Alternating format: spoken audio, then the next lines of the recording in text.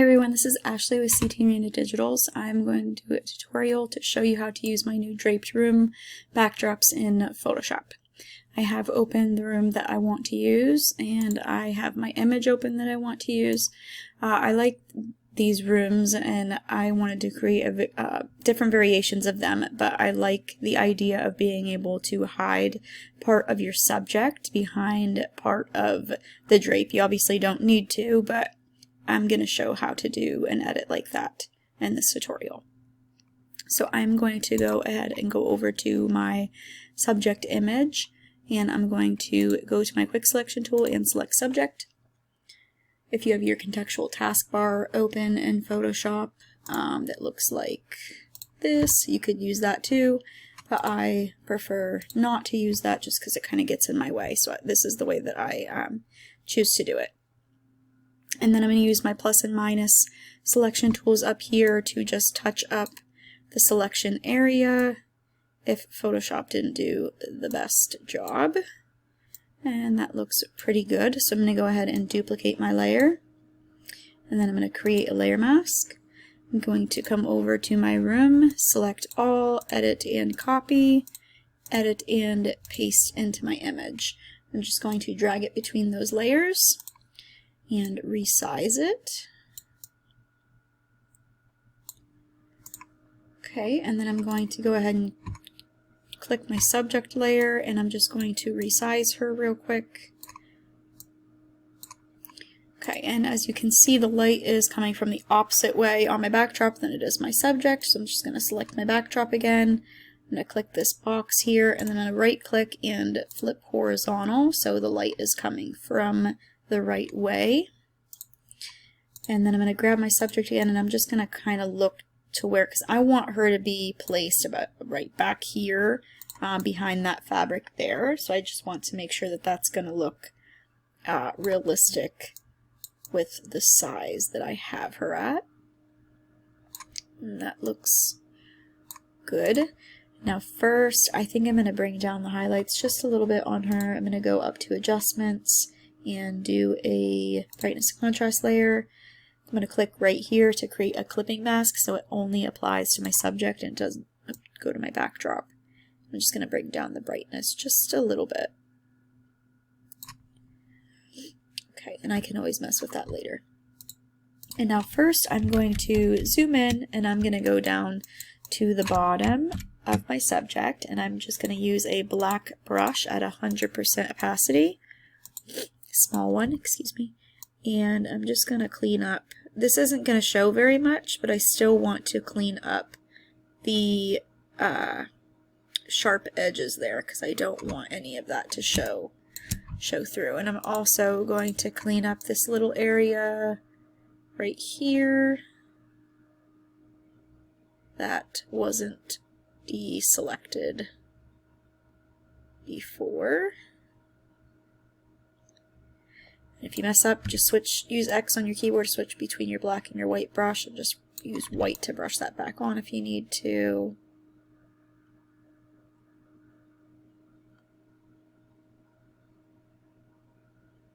Like I said, this doesn't have to be perfect because it's not going to really show that much, but okay, that's good for now. And then I'm going to lower the opacity on my subject, and then I'm going to create a layer mask here on my digital backdrop. I'm going to zoom in, and I'm going to use a black brush at 100% opacity. I'm going to use a soft brush, but I'm going to use a small one. So it's going to still feather. But why did I do that? I did not want to. Do not create a layer mask, or you can create a layer mask on your backdrop, but I'm not brushing that off. I'm brushing my subject off. So I go on the layer mask of your subject. And I'm going to be using a black, small, soft brush, and I'm going to brush the subject off of the fabric. Hopefully I didn't confuse anybody there. I was thinking I had to brush off the fabric and instead of brush the subject off.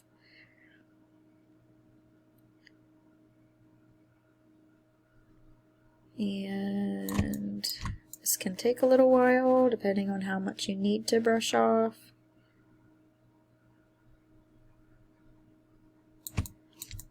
I like to get in here and get the edge first, and then I use a bigger, harder brush to get the remainder of that off. What happened to our fabric here?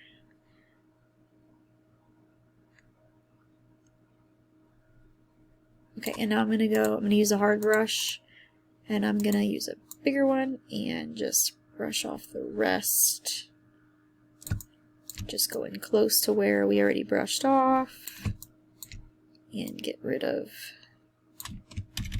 zoom out to get rid of the rest of that. Zoom out, okay, and then go to 100%.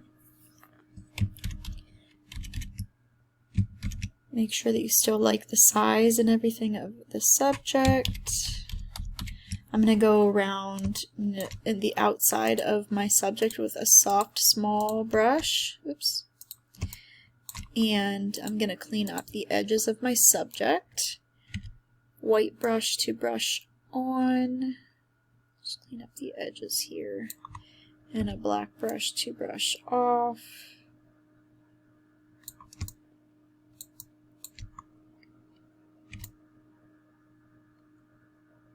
Parts of our hair that didn't select. Very good. I obviously started with a white backdrop that was kind of similar to the one I'm using.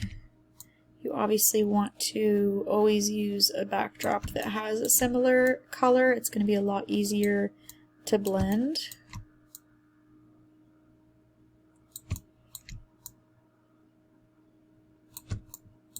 You can fast forward through this part if you want to. This is just kind of tedious, but necessary.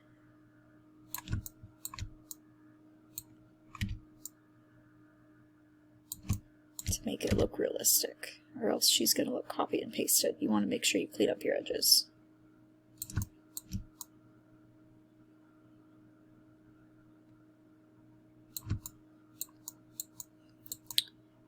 Okay, this part did show right here, so we want to clean that up the best we can as well.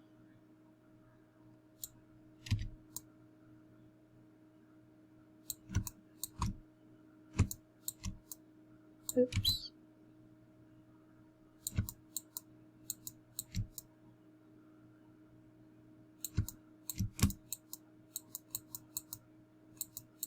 The rest is pretty good. Okay, I'm going to zoom out again.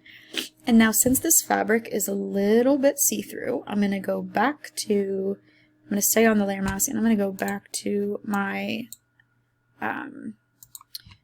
white brush.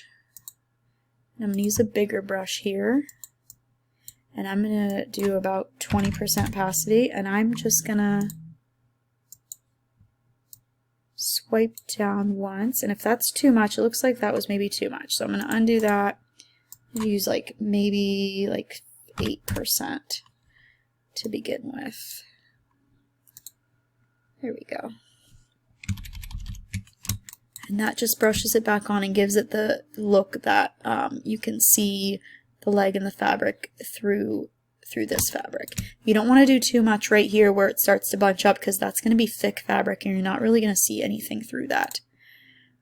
I'm going to go back, switch to my black brush, and I'm going to brush back off a little bit of this part right here, because it's mainly about right here that is going to be a little bit more see-through. Okay, I'm going to zoom out, and then here's where I would do a little bit of work on my subject if I wanted to. I'm actually going to maybe bring down the contrast a little bit, and since it's already between these layers, that layer mask is already, or that clipping mask is already selected. Bring down the contrast just a little bit on her. There's a lot more contrast in my initial image than in this one. I think I'm also going to go back to my subject layer. I grab my Dodge one midtones, and I'm just gonna dodge the fabric a little bit over here to get the brightness to match a little bit closer to. Do some highlights. I use a low exposure on that. There we go. Get it to close. I want it to match as best I can to the fabric that's draped in the backdrop. Okay, I'm going to add a curves layer, and this is just a little bit of messing around to where your subject blends in. There we go, a little bit better. That just kind of took away some of the deep shadows there.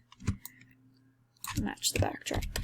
Okay, so now you're going to want to duplicate your background layer, because we have blur back here that we do not want, because we want our backdrop to behind our subject to be blurred.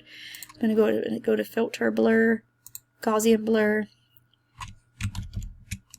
I'd probably do about 4% or 4 pixels, since we want that backdrop there to be nice and blurred. And then on the layer mask, or you could create a layer mask if you didn't, use your black brush at 100% opacity and then just brush off that blur down here where she would be standing. You could brush off some on the fabric here, since that's kind of on the same plane. And then you could merge, and if you want to do any extra editing, you could, and you could be done. But there is this new feature that I want to show in this tutorial. I don't know if everybody has access to it yet, so I'm going to go ahead and I'm going to delete that blur layer, and I'm going to flatten my image, say that I was done with it other than the blur. I'm going to duplicate it, and now again, I don't know if everybody has this feature. It says if you go to filter and camera raw, and you go down to lens blur, it says early access on mine, so I don't know if that means only some people have it, or if that just means that it's just in the first releases and everybody has it, not sure. But anyways, if you click apply here, and now this has been finicky for me trying to use it. Sometimes it makes my Photoshop freeze, and it does some weird pixelation stuff. That's probably why it's still in early access. They're probably still trying to fix the bugs, but it's this is pretty cool. Okay, so they have different types of bokeh here. There's not really like light bokeh in this, like Christmas lights or something. So this doesn't matter too much, but it does change the look of the blur a little bit. And I like to use the bubble. I think it looks pretty cool. And then you can see if you slide this, this is going, so this is automatically selecting the subject for the focal range. So I like to drag it out a little bit, so because I want her to be in focus. And then let me zoom in here. Hopefully Photoshop doesn't freeze. So as you can see, it's keeping the plane in focus, it's keeping her in focus, and it's adding a nice blur to the backdrop here. And now if you can drag this to add less blur here, and then you can add, say you don't want the backdrop to be that blurred, you can keep extending it so the blur keeps going out. As you can see, it's becoming less blurred here. If you drag this in more, it's not gonna look realistic. She's gonna be like she's gonna look copy and paste. So I think that, let's see here, it did a pretty good job selecting it to begin with. I think that looks good, but you can also, like, say there's a part, sometimes it's a little finicky and it doesn't blur parts that should be blurred, like right back here. So I can grab my brush down here, and I'm gonna lower the size of that, and I'm gonna brush it in right here, because I want that part to be blurred. And it's okay if you brush it on your subject a little bit, because you can always brush it off. Since we duplicated that layer over here, we can create a layer mask and brush it off of that. And then you can click on focus to brush it back on.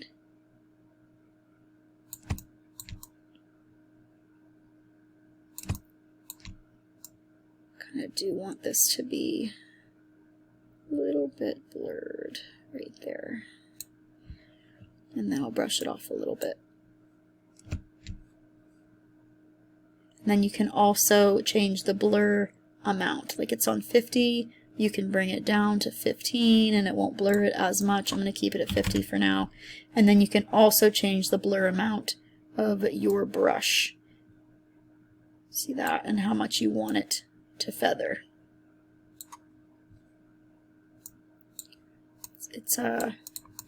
It's pretty cool.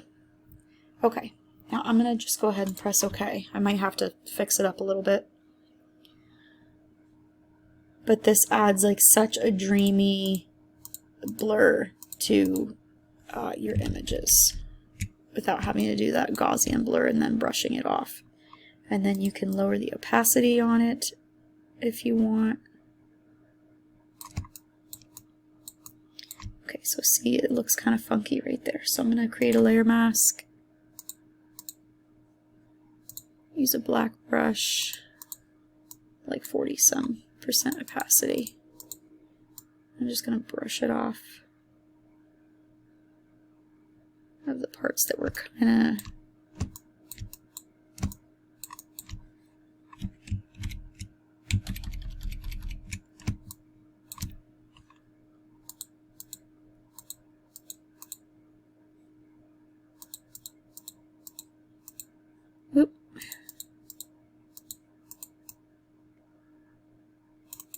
blend that a little bit. Okay, so that is another way to add your blur.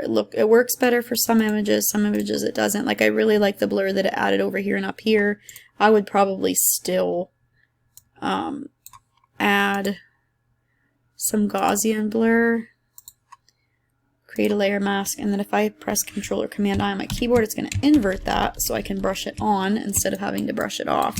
Because this strip right here that would be very blurred in the background didn't pick up on that lens white brush to brush it on that lens blur. And that would be blurred back there. And then I wanted that to be blurred as well.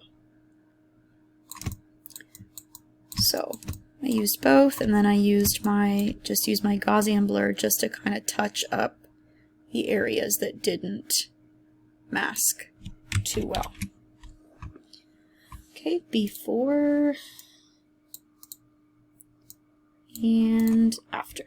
If you have any questions, you can send me a message, or you can ask in the Facebook group. If you are not yet a part of the Facebook group, it is linked in the description.